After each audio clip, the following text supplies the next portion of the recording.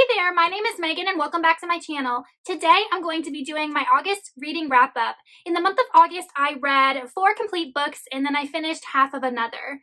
So it was a good reading month. I actually really liked all the things that I read for the most part, and I actually finished some series that were on my list of series I want to finish by the end of 2020. So I felt like I had a good summer reading month. But before we go ahead and get on into the books that I read, if you are not already subscribed to my channel, please go ahead and hit that subscribe button as well as the little bell icon so you can be notified every time I post new content. I post new videos every Sunday and every Wednesday. The first book I'm going to be talking about is the book that I read half of, and that is Words of Radiance by Brandon Sanderson. This is book 2 in the Strormlight archives.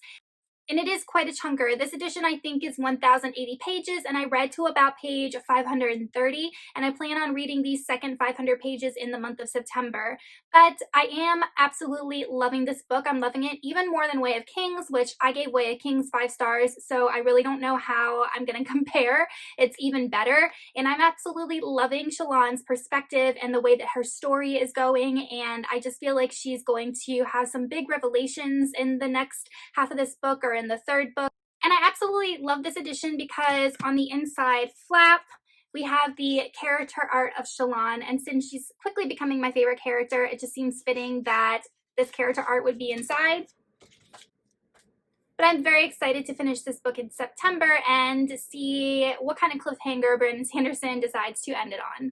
The way that I normally do my wrap-ups is I start from my lowest rated book and go to my highest rated book. So the first book I'm going to be starting with is my 3-star book of the month.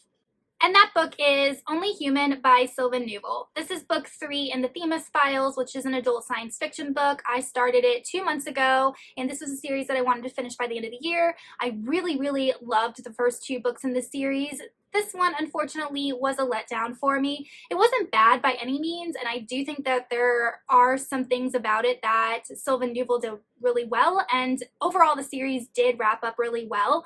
If you don't know what this series is about, it follows a woman named Rose who discovers this huge metal hand in a hole in the earth one day when she's riding her bike as a child, and it just kind of follows a whole bunch of characters' stories, including hers, as they get intertwined with this robot that they find out has been left behind on Earth by an alien species. And Rose is part of this scientific team that studies this robot, and all of these other people, the military, all these different governments, all get together to try and rebuild this robot and use it as a weapon. And over the course of the series, we kind of learn how the aliens are involved and what they think of this whole thing, and if there's going to be a war with them, and why they sent this robot to Earth in the first place. And there's a lot of things that we don't know the reason why behind. So like I said, I love the first 2 books, and I think the reason that I didn't like this book as much was because of one specific character.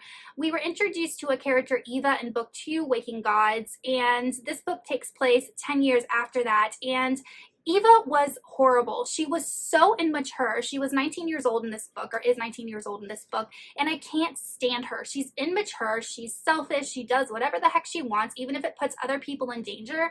And Vincent, who is my favorite character in the whole series, is kind of like, man, okay, you know, I'm proud of you, do what you want. You know, he really doesn't ever stand up to her, and I really couldn't stand their interactions at all, and I felt like the author focused more on their interactions than he did on the science part of the story, which isn't what I wanted out of this book. The science part I did like, I did enjoy. I enjoyed kind of Rose's perspective. I enjoyed the experiences that were talked about in this book because, without spoiling anything, Rose, Vincent, and Eva go to a different place and have some different experiences together.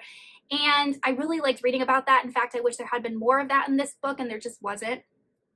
Additionally, there were a lot of new characters introduced in this book that I just didn't think were necessary. So all in all, I do recommend this series as a good sci-fi series. It's quick to read, but this was my least favorite of the trilogy. And I ended up giving it 3 out of 5 stars. The next book is my other 3-star read of the month, and that is The Ballad of Songbirds and Snakes by Suzanne Collins. This is a Hunger Games prequel novel, which I think everybody has heard about at this point, and I'm glad I finally read it. I did want to read this by the end of the year, so I hit that goal. And I liked this book. I did not dislike it, but I definitely didn't love it.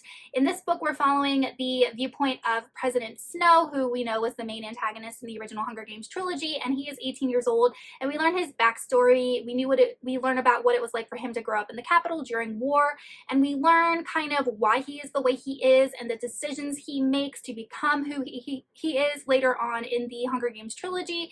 And I don't mind reading from a villain's point of view if it's done well. And I didn't mind reading from President Snow's point of view because I think that Suzanne Collins did include some parts in here that kind of explained what made Snow Snow.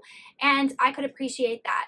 All in all, I didn't love this book mostly because of the pacing. It's 500 pages, which I felt was too much. The pacing was really slow in the beginning, kind of in the middle it picked up, and then was just super fast towards the end. And the ending for me was just like, what happened? I felt like it was way too abrupt. I actually had to stop and think about it for a minute and figure out why Snow did the things that he did. And I just felt like it wasn't explained well. So the ending for me is what really dropped this book down. But like I said, I did like it, and I'm glad that I read it because I love the Hunger Games universe, and I gave it a 3 out of 5 stars.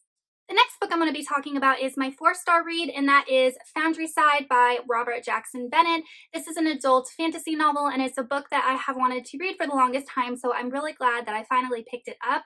But in this book, we follow a girl named Sansia, and Sansia is a thief, and she ends up getting hired by kind of someone whose identity she doesn't really know to steal this box from a warehouse. And she ends up finding out that this is a really important box that has this really important artifact, and all of these people start coming after her to get this artifact. This world is ruled by 4 merchant houses, and these 4 merchant houses really don't trust one another. They're constantly spying on one another, and the magic system in this book is what really did it for me. It's a very unique magic system, one that, in my opinion, is rooted kind of in modern technology. But in this world, magic can be written using sigils, and these sigils are written on plates, and these plates are attached to inanimate things to make these inanimate things act differently. So you could write sigils on a wagon wheel to make it go faster than it would be able to do under normal physical circumstances. And I thought that that was a really, really unique magic system to be able to write magic as commands. So that is really what governed my enjoyment of the book. I felt like the plot was a bit generic, and I do feel like the action was just too much. I felt like there were parts that needed to slow down. We needed a little bit of a reprieve because the book just jumped immediately into the action. But all in all, I did like it. And my only other complaint with this book is that there was no romance in the book. And then right at the end, our author must have been like, oh my gosh, I forgot to include romance. So he connected these 2 characters in a romantic situation, and it came out of nowhere. I was like, where did that come from? There was no indication that these 2 characters liked each other, were going to have romantic feelings for one another, and it was just so sporadic that I actually had to stop and kind of giggle because it was so badly done.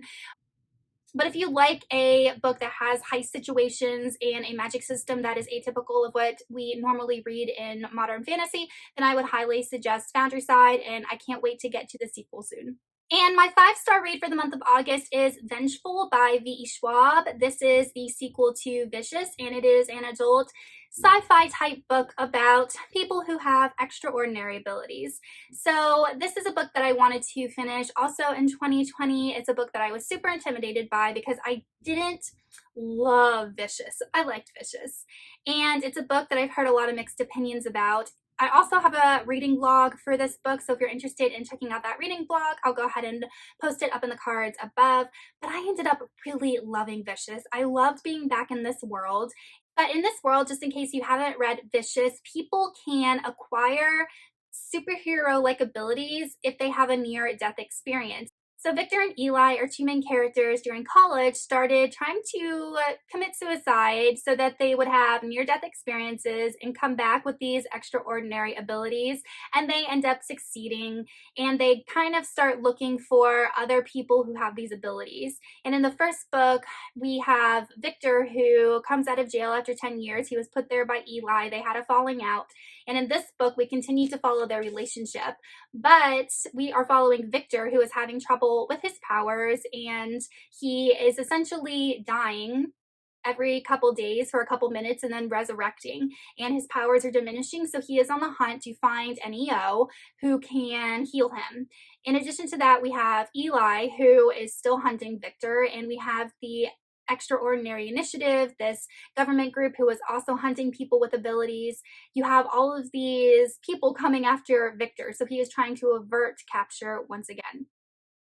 I really like this book. We got introduced to new characters, to women who were EOs and their awesome abilities. We got to revisit our characters from the last book, Sydney and Mitch, and kind of learn how they were doing after so many years.